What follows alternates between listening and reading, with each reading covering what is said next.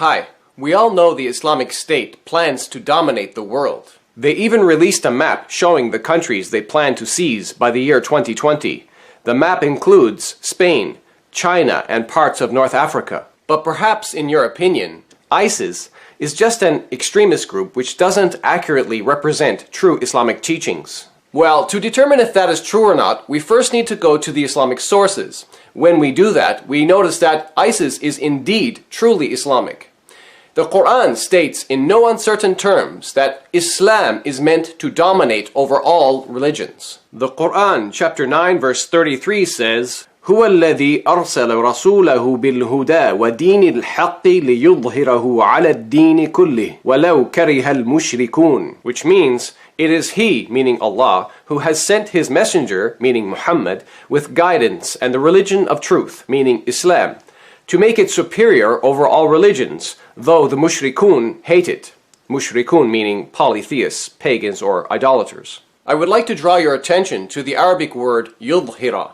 It comes from the Arabic root dhahara, which means, among many things, to become apparent, manifest, or evident, to overcome, to conquer, subdue, or to prevail, etc.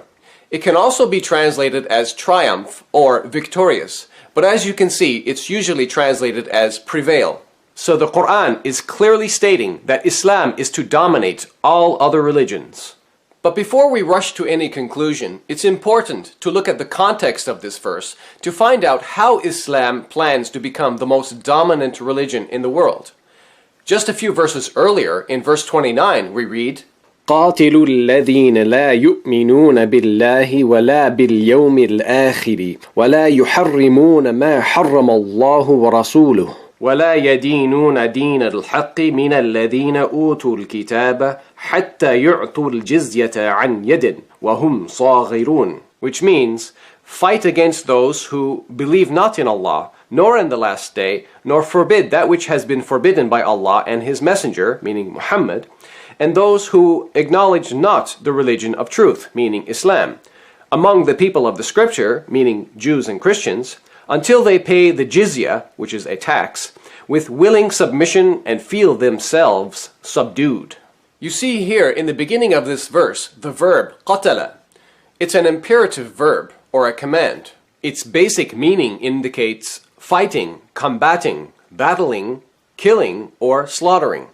In this verse, Muslims are commanded to fight against Jews and Christians until they are subdued and submit themselves to paying the jizya tax for being a non-Muslim minority under Islamic rule.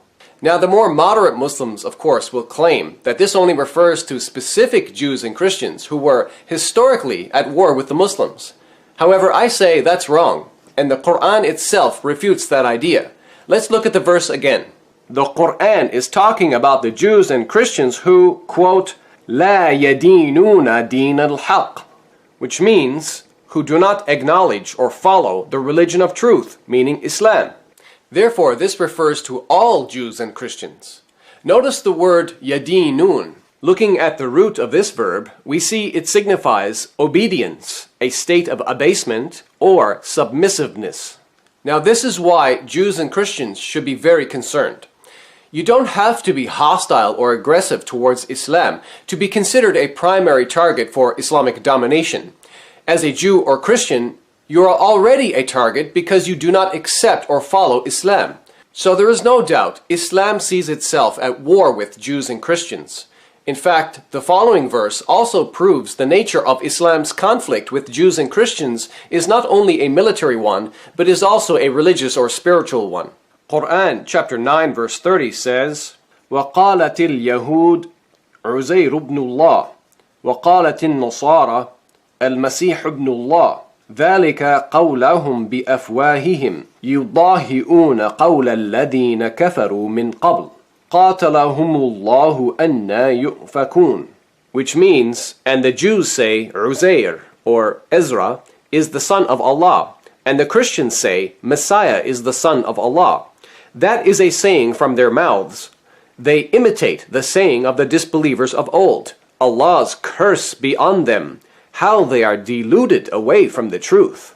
And if you continue reading, You'll see in verses 31 to 34, the Quran continues attacking the beliefs and actions of the Jews and Christians. Now, this isn't the only chapter of the Quran which reveals Islam's goal of dominating all other religions. The exact same verse is also found in Quran chapter 61 verse 9. The context here is again similar. Between verses 4 and 11, we see reference to fighting and a negative reference to the peoples of Moses and Jesus. When reading these verses, you get the impression that Muhammad saw himself as criticizing and correcting the earlier religions of Judaism and Christianity, and that Islam will eventually rise above them and over the whole world. And finally, with a slightly different wording, the same verse is found again in chapter 48, verse 28. هو الذي أرسل رسوله بالهدى والدين الحق ليظهره على الدين كله وكفى بالله شهيدا. Which means, He it is who has sent His messenger, meaning Muhammad, with guidance and the religion of truth, meaning Islam, that He may make it superior to all religions, and all-sufficient is Allah as a witness. Notice just before that, in the last line of verse 27, it says, فَجَعَلَ مِن دُونِ ذَلِكَ فَتْحًا قَرِيبًا, which means, and He granted besides that a near victory.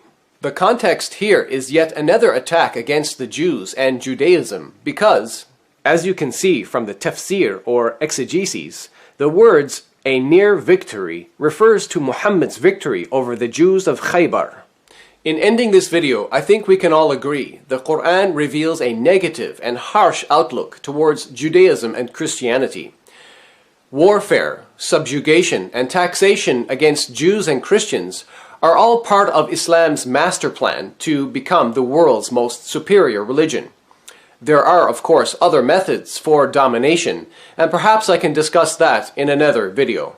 Since most Jewish rabbis show no interest in converting Muslims to Judaism, and since Christianity is declining in Europe, and with the rapid growth and aggressive spreading of Islam, the threat of an Islamic takeover is real, at least in some parts of the world.